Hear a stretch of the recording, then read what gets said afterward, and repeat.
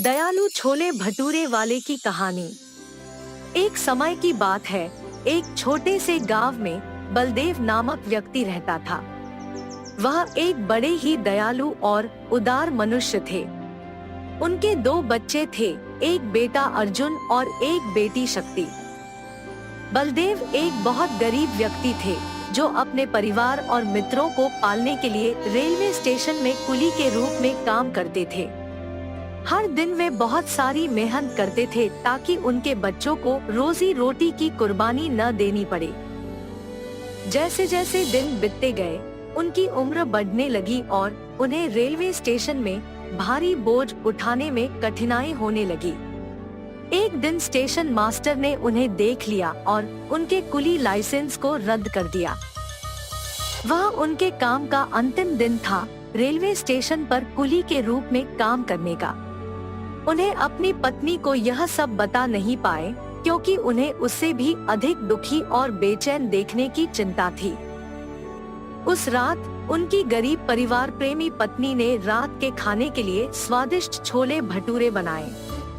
बच्चे और पति ने उस मुंहपानी आने वाले छोले भटूरे को खाया, क्योंकि उनकी पत्नी छोले भटूरा बहुत बेहतर कर सकती है। अगले दिन सुबह जब बलदेव अपने घर के पीछे बैठकर उदास थे और रो रहे थे, तभी उनकी पत्नी पास आकर उन्हें देखी। बलदेव की आंखों में आंसू थे और उन्होंने उन्हें उनके परेशानियों के बारे में बताया। उन्हें काम करने का कोई सौभाग्य नहीं मिल रहा था और वे नहीं जानते थे कि अब वे परिवार को कैसे पालेंगे। तब उनकी पत्नी ने उन्हें कहा, चिंता मत करो, हम इस परिस्थिति से निकलेंगे। बलदेव ने बहुत कोशिश की, अलग अलग रास्ते ढूंढने की, लेकिन कोई सार्थक उपाय नहीं मिल रहा था।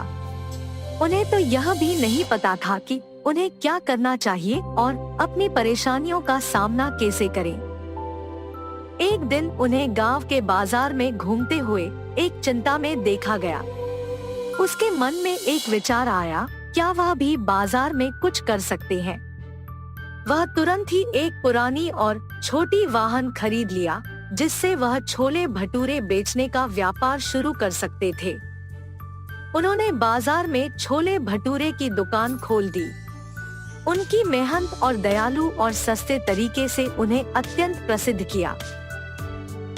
कभी कभी उन्होंने अपने छोले भटूरे को गरीबों को मुफ्त में दिया, जो पैसे नहीं दे पा रहे थे।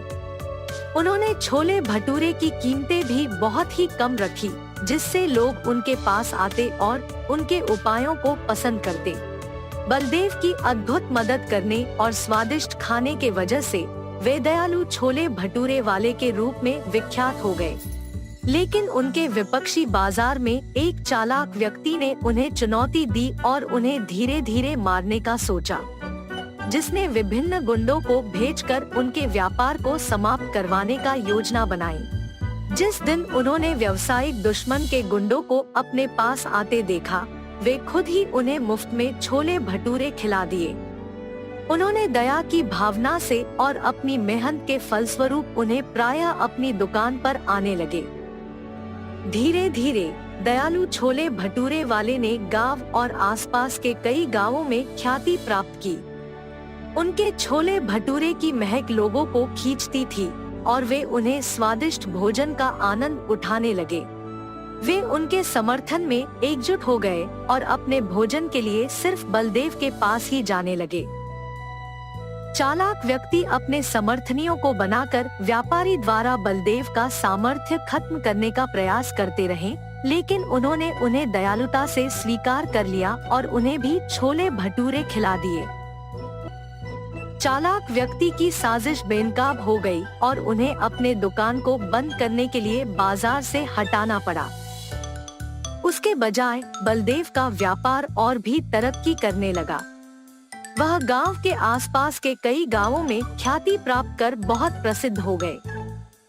आज भी दयालु छोले भटूरे वाले गांव और उसके आसपास के कई गांवों में अपने स्वादिष्ट छोले भटूरे और दयालुता के लिए प्रसिद्ध है।